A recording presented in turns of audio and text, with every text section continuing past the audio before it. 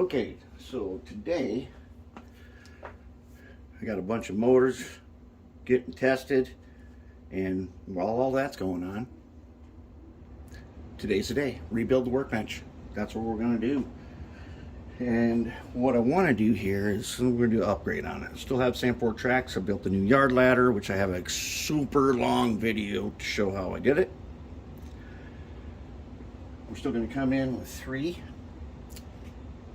I'm going to switch out so there'll be a back track there and plenty of room to go back just the way it was. But it's time to clean it up. One of the things I'm going to do is I'm going to take this 12 gauge stiff wire and I'm going to run a bus down it. Now, I didn't do a bus before because all 4 tracks were wired to each other. And if you remember our 2 resistor problem, 2 resistors side by side make a double pathway, cuts resistance in half. So if you have 2 tracks side by side and they're both wired to each other, it cuts their resistance in half. And that's what we want. We want lower resistance. But this time I'm going to run a bus wire too.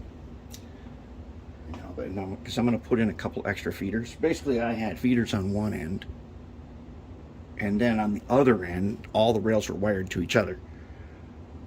And then I didn't really need too many other than my little power cutoff switch for the back.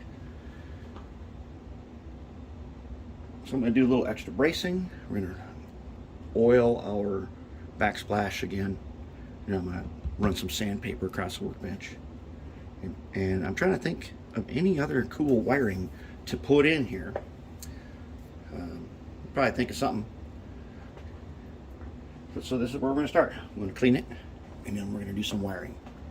All right, so the number 4 switches that were on the workbench have now been in ultrasonic for a while. I don't know, a while. Anyways, number 4s fit perfect in this basket. If you use a longer one, you got to kind of take the basket out. And dang, looks pretty good to me, I'd say. I mean, I haven't taken dish soap to them yet and cleaned off whatever is left over, but wow, these were painted, they were ox guarded so many times, and wow, this one's even bent a little bit. But other than that, the ultrasonic did great. And the ultrasonic right now happens to have Z Green in it, which is another one of those green cleaners. Mean Green is our usual one, and then we've tried Jungle Jake. We've tried Simple Green. Simple Green has a strong odor of Simple Green. That's the only thing about it. Otherwise, all of them work good. And look how nice these switches turned out. Looking pretty good. Well, I'm thinking we are going to reuse a couple of these just for the back track over there. But the workbench is now, I sanded it a little bit, and this here, I'm putting in these blocks under this thing, because this thing, I kicked the leg by accident, and this little gap between the two panels, sometimes it like moves, and that's what kind of wrecked our switches, and that's why we're doing this. But you know, every few years, I'd say every 5-6 years, rebuilding your workbench is a very good thing to do, because we're going to add some new tech, and we're going to use the things we have learned. This has not been rebuilt for 7 years, and we're going to rebuild it now, and it's going to be now. The last time we did a little minor work was when we installed DCC, and the workbench is the programming track. So over there where we have the little bridge, I do not remember it being that high up over, so we're going to adjust that guy again.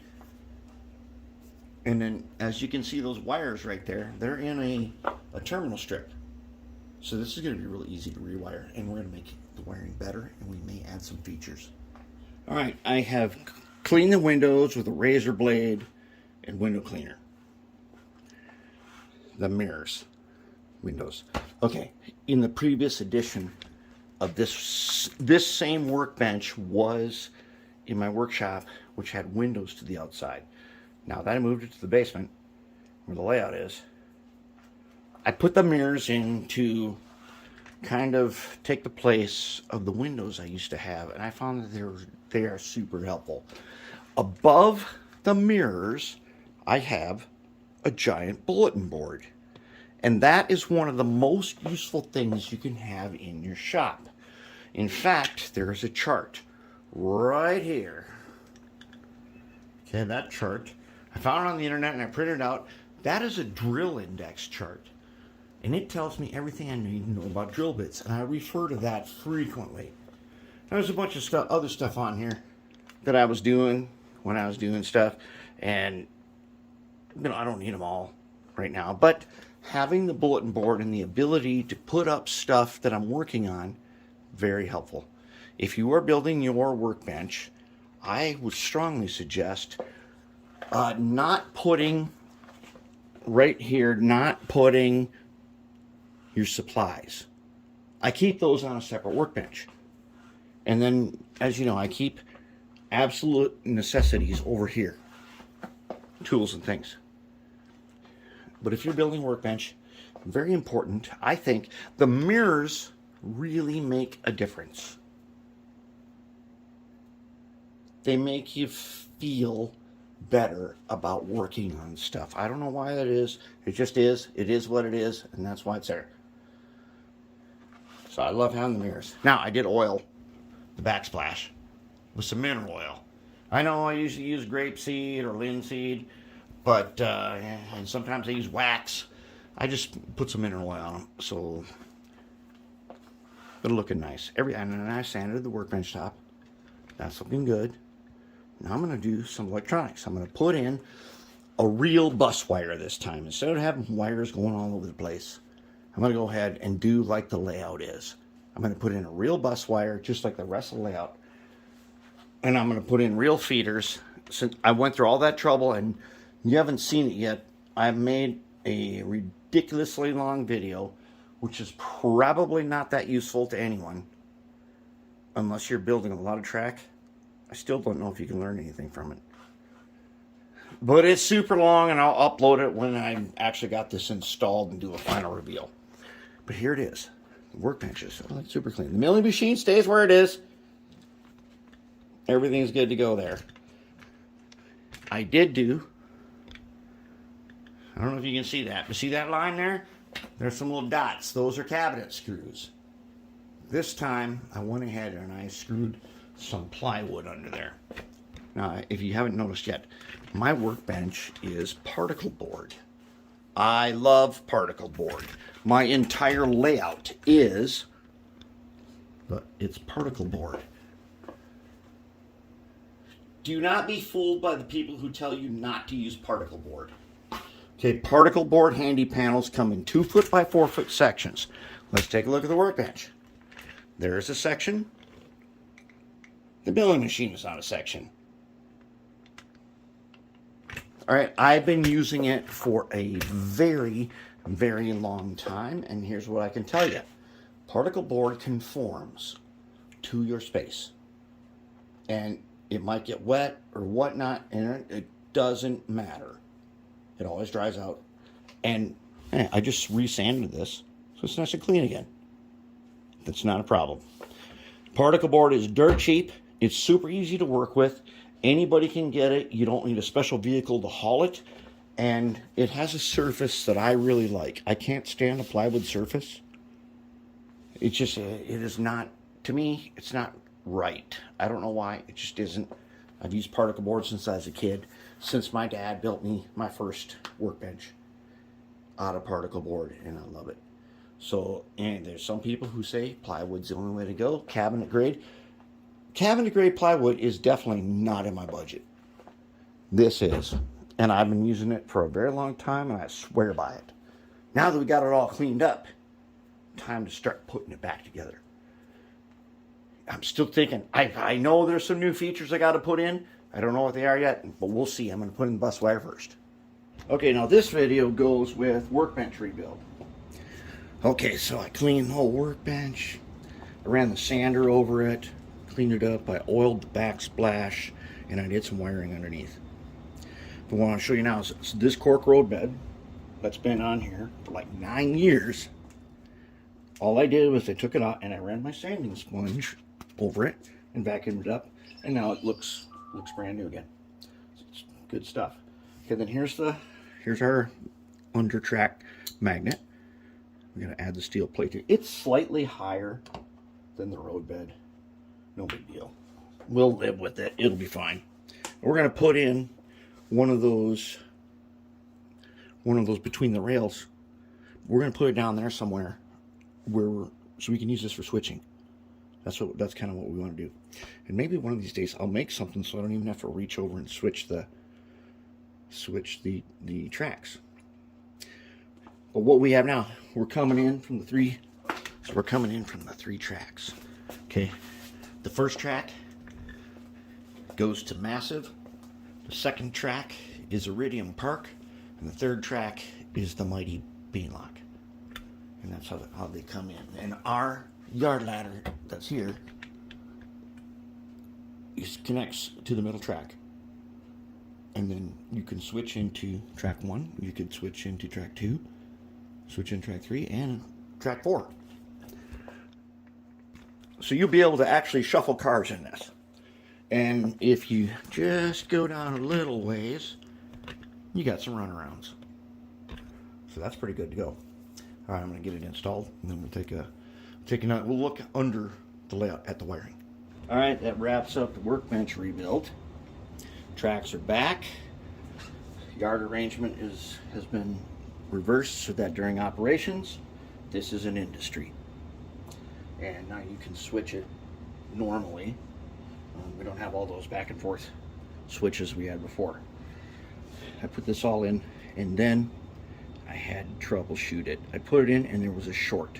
Even though I had tested my yard ladder and everything, there was a short. And I went through and re-gapped every single gap only to figure out there was something wrong. And the thing that was wrong was I had this number 4 crossover over here. And after I tried everything I could try, still had a short. I remembered just the other day I was helping someone with a reverse loop, and we used one of these switches. In fact, we used this switch right here. It's a power routing switch, and it is a short. It is not meant, everything here is there are no dead rails anywhere. This cuts off power, but since I made all the rails live, it was a short when it was switched. And it was really hard to find until I took it out. Everything magically worked. But then, to finish it, I had to put in a number 6 crossover.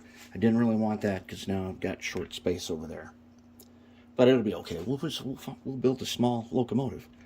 We can switch this. But, so we still have our under track magnet. That's good to go for testing couplers. There will be a magnet down there for actually switching with Kadee couplers using the magnetic uncoupling.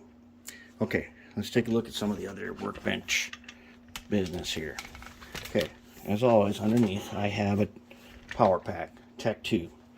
And this is how I determine whether or not there's a short. Right now I have the workbench switched for DC so that I can test if everything's going to work. And let's see that spotlight over there. Is that going to light up? Yep. You can see spotlight is lit. And I use the spotlight card, you know, for checking track to see if it's dirty, checking to see if it's live, and it is.